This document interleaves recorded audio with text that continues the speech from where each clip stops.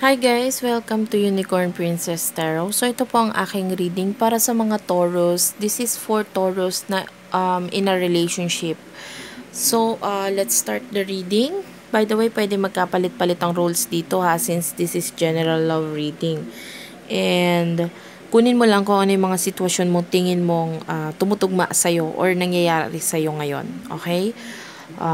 Of course, time is fluid. So, this is for December 2020 up to January 2021. Pero kung mangyayari siya sa'yo, I mean, pwedeng niwa-watch mo ito ng mga March or mga 2021, whatever, and tingin mong tumutugma sa sitwasyon mo ngayon, maaaring ito pa lang talaga yung right time para ma-watch mo ito at mabigyan ka ng clarity.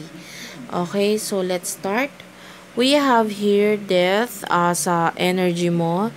And yung main energy naman ng yung person is the Seven of Cups. Of course, syempre, pwede magkapalit-palit yung roles. So, ulitin ko lang. Kung cross-watcher ka, pwedeng ikaw to at hindi si Taurus. So, nakukuha ko po dito sa energy nyo. Between the two of you, we have your children. So, maaaring yung relationship nyo has something to do with children. Or may sinasabi dito na pwedeng you're already married to this person. Or kung wala mang marriage, maaaring meron kayong mga children involved dito. And for what I can see here dito sa energy mo, I feel like for some of you, there's this feeling na parang I don't know, parang nawawalan ka na ng pag-asa. It feels like you wanted to end the situation. You wanted to end this relationship. Parang for some of you with the world, it feels like medyo kasi for some of you pwedeng may distance or malaking pagbabago ang nangyari sa relasyon nyo ngayon. Okay, unlike before.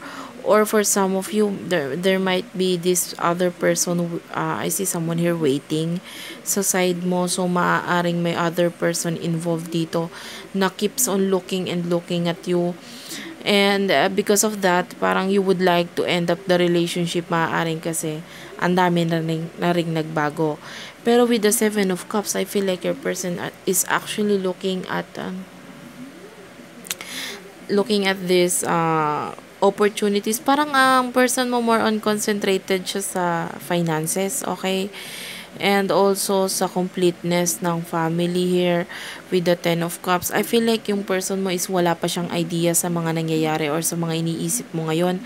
Pero for some of you, we have here free yourself, okay, on your side. And this could be the one. So possible na for some of you, high possibility of a soulmate connection. I know, no, not high possibility. Very few lang pala.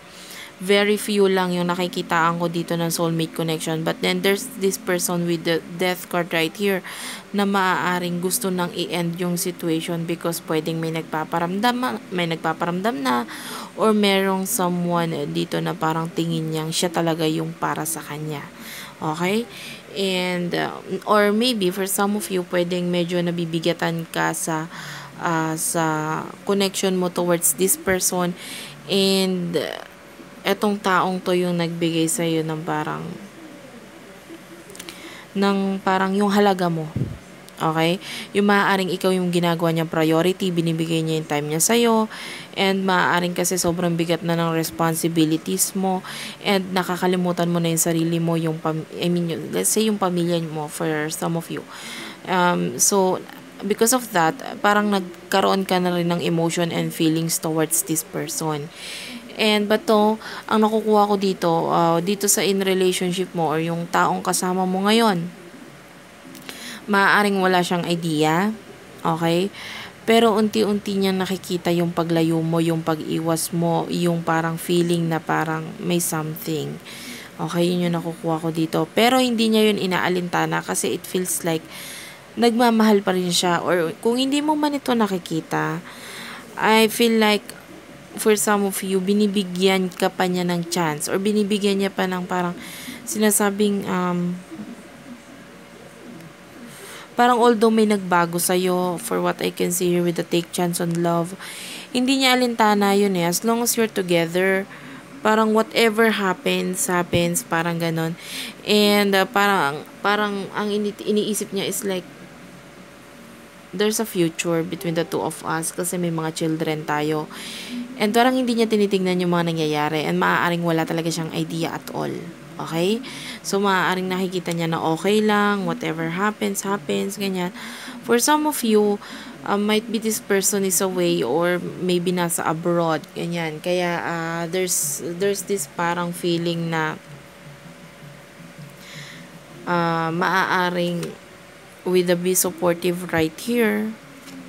Yeah, there's this connection or communication between the two of you. Pero maaaring may mga bagay nga na hindi nasasabi dito. Okay? But there's a lot of you na maaaring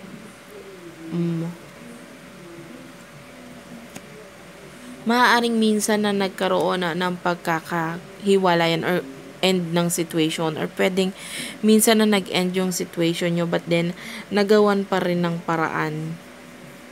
I feel like for some of you, you're asking for closure. Yeah, pwedeng this is your, for some of you, you're watching this but this is your ex already. Okay? Pwedeng ganun eh. May nakukuha kong energy na yung mga ibang nag-watch dito eh. Although in relationship yung title, winatch nila kasi just to know. Pero this is, I feel like this is your husband or wife or meron kayong children dito. And I feel like maaaring natapos na yung lahat sa inyo. Okay? And you're already with someone. This is someone new. Okay. For some of you naman na hindi pa napupunta sa stage na yon na nagka-ending na ang relationship, I feel like someone here is having these issues. Okay? Maaaring I feel like there's lack of expression ng emotion. Maaaring kulang ka sa pagsasabi ng totoong nararamdaman mo with the express your love right here and unrequited love. Maaaring yung expression mo or yung nararamdaman mo na yon has something to do with the unrequited love, which is there's not enough attention or chemistry to keep this relationship going.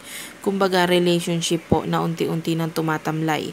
This is also with regards to your emotion na maaaring unti-unti nang namamatay or wala na talaga at all. Okay? You're just waiting for the right time para umalis dito sa sitwasyon, because I feel like there's this devil Capricorn energy na nagpaparamdam dito.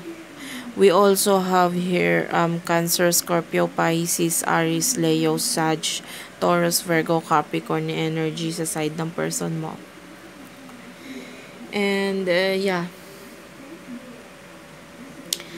whatever it is na nangyari, for some of you, I really feel like for some of you, nagwa-watch ka talaga dito and you're already okay. Kumbaga, ended na yung situation nyo. And you are now focused on this new love. Yeah? There's this healing family issues and new love. Okay. So, maaaring kailangan lang magkaroon ng closure or ng pagkakaayos. Parehong for some of you, pwedeng nag-end yung relationship sa hindi maganda. Kumbaga, bigla ang ending of a relationship. And kulang sa kapatawaran, kulang sa expression, kulang sa conversation, kumbaga. But then, for some of you, this person might be away, kaya you're just waiting. Okay? Pero hindi ka na naghahabol eh. Okay? Hindi ka na naghahabol. Nakuha ko yun sa side mo na hindi ka na naghahabol. You're just waiting for this person. Maaaring waiting ka sa pagbabago. For some of you, pwedeng waiting ka sa support niya. Pwedeng suporta sa mga children. Why am I feeling like I'm reading to an ex-husband or ex-wife already? Okay. Pero for some of you, wala kasi tayong masyadong nakita with regards to in a relationship reading. But then, I would still consider this as in a relationship kasi I feel like you're just waiting for this ending to happen. But then, there's a relationship between the two of you. Or kumbaga, in relationship ka pa dito sa taong to. But I feel like you're waiting for it to end. Okay? Might be because meron ng bagong tao na nagpaparamdam dito. Let's get more cards for you. I would like to shuffle the cards first. Sa side mo nakuha ko yun eh. Yung parang hindi ka nagiging totoo sa sarili mo. and maaaring meron ng someone na nagpapakilig sa'yo, or maaaring itong taong to ay nag-express na ng emotion already and you're just waiting. Yeah, I really see a new love sa side mo. There's a lot of love. Parang you're just waiting for this person. Might be a friend, okay? Or someone you trust. Okay? Or for some of you, pwedeng ex mo naghumihingi ng chance, another chance. So, yun po yung mga nakikita ko dito. Or for some of you, medyo mahirap kasing alisin yung, kumbaga mahirap kalimutan itong taong to. That's why this person is coming back. Bumabalik. Maaaring minsan nang itinry. Pero ngayon nakita ko bumabalik. You deserve love and let your friends help you. Yeah. For what I can see here, maaaring hindi mo na nga kayang ibigay sa kanya yung sapat na pagmamahal na kailangan niya. Okay? And this person, I see a lot of love dito sa person mo na ito. Or maaaring there's this feeling na pwedeng nagkakaroon siya ng idea eh. Or maaaring nakukuha niya yung energy na parang may something na nagbago. Pero I feel like hindi niya yun alintana because I feel like okay naman siya eh. Kumbaga, focus kasi siya sa finances niya and whatever, and wala siyang pakialam dun sa mga nangyayari. But then, this person really deserve love. So, pwedeng has something to do with children, maaaring nagkukulang na ng connection dito sa mga children kasi I feel like for some of you there's lack of communication, connection, ganyan, lack of support, or yun nga, hindi na nakakapagbigay ng sustento for some of you. But with the let your friends help you, ask for and accept support from others.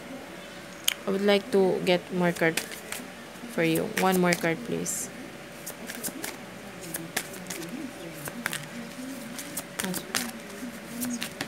Thank you. Yeah. I feel like with the honeymoon, a lot of you guys ay meron na kasing kakonect na iba talaga dito. And for some of you, while this person is away, maaaring nagkakaroon na po ng sexual activities. Okay? And for some of you, pwedeng has something to do with the past person or one of your friends, etong kakonect mo dito, and wala na talaga. Okay?